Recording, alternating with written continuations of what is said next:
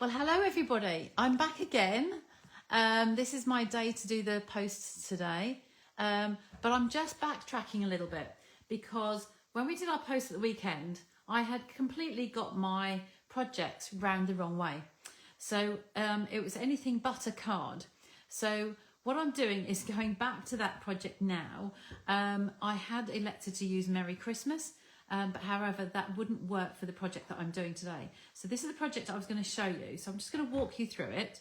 I used the Merry, May the Spirit of Season bring you hope, joy and hope, happiness and love stamp here. And I've just shown how to do that technique using the partial stamping technique just to get the partial piece on here onto your label. This is a little notebook. I say the Merry Christmas big stamp would just not have worked on here. So I'm going to take that out of the way and I'm going to walk you through. I have company today. I have the cat that was yowling earlier. I have her on the chair next to me. So I hope she'll be quiet. Oh no, she's going to come up and say hello. There we go, just to show you. Get you off there, Mrs. This was a notebook that I've made and it's a bit of book binding. These papers are, and the ribbon are from where's the mini catalogue? Disappeared. You're in the room, Mrs. You're supposed to be quiet now. I've hidden my catalogue now. It's gone from sight. Okay, not sitting that way. I've moved everything to get off the chair.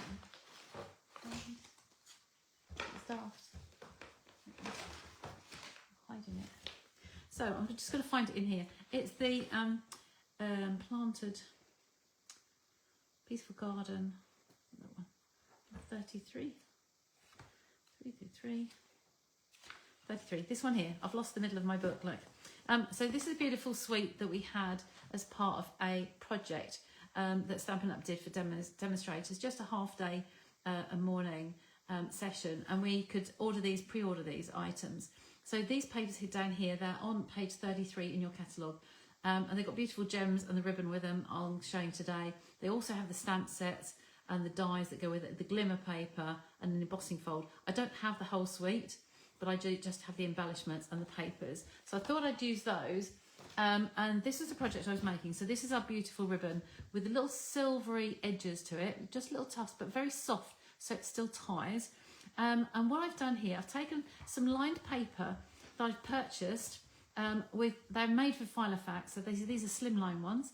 And I got these from Amazon, but any notebook size would do. They are loose leaf, and I have rings as well, and I put those on a ring. But I'd like to make a board front and back cover for them and make myself a little notebook. I've got a pen mark on there, so forgive that. So how I've made the front and the back, they're both identical, and they've just got... the paper is cut slightly larger.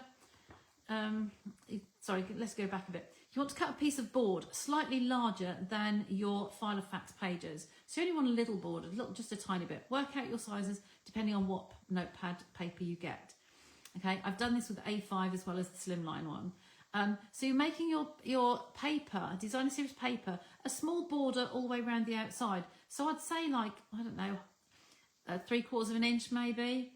Imperial, and like 2.5 centimeters, something like that, roughly around the edges. And then how I do the corners, I fold these the corners. I have some Tombow in here, and I fold the corner in and crease it with the bone folder either side. So you literally wrap it over from that corner inwards, and you just crease these two sides to get it all nice and adhere nice and tightly around the corner. And then you do all 4 corners. And then you wrap in all those sides and stick those down. Piece of card here, this was the Secret C again, and it's cut just inside that frame, and then you stick that on to cover all the gubbins on the inside. Okay, then if you lay a piece of the paper on here where you want it that covers that piece of card, okay, and then I just placed a dot on the middle holes here. I didn't want 6 rings on there. It's only a small notebook.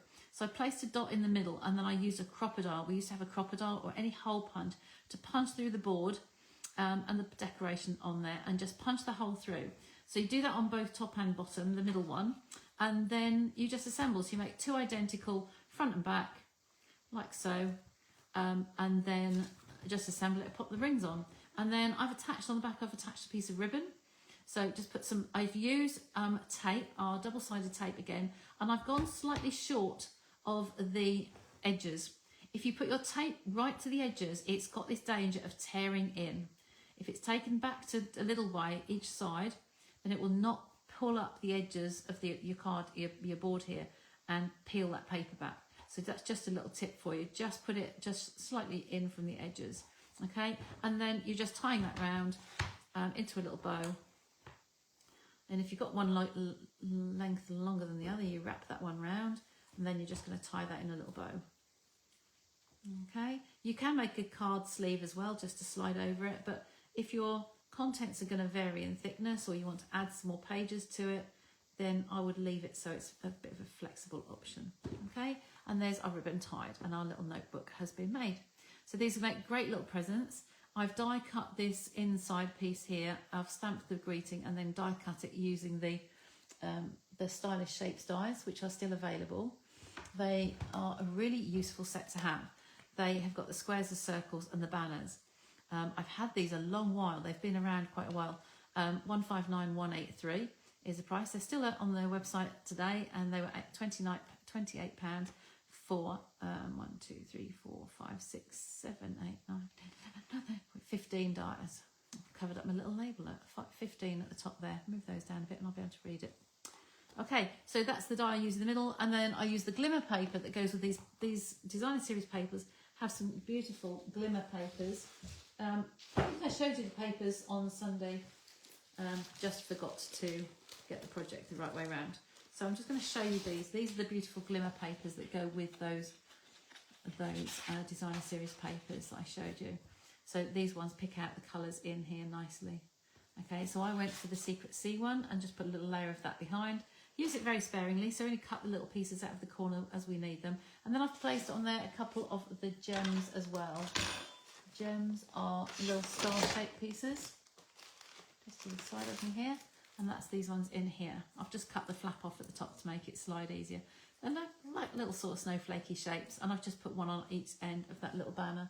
But you can do this with any stamp set. You can just pick out words that you want to use. I'm going to add another little tip in there, just a sec. Get those out of the way. And another little tip is I do the same technique with the marker that I've just put a little post up about. So I just use the marker on its side on the stamp set, and just repeat it again. I use the broad end, and I've just gone over those bottom 3 words, okay, and highlighted that, stamped onto a piece of card and then cut it out. If you wanted to use smaller words like this one, I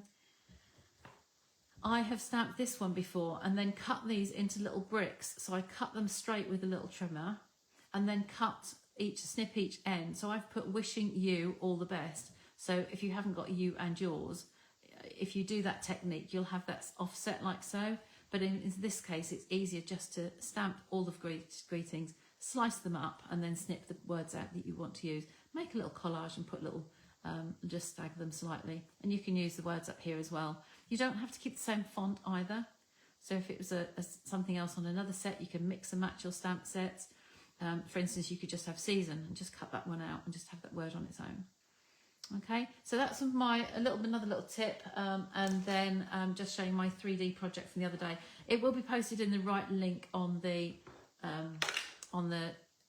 album for you, so it'll be linking to here and me walking you through what you need to do. Okay, so I hope you enjoyed that, and we'll see you again soon. Enjoy the rest of the presentations. Please do leave us comments at the end. We do love to see those. And then you've got 2 more presentation days to go, day 11 and day 12. Okay, so come back and make sure you get to see all the presentations and the tips. Thank you for joining us. Bye for now.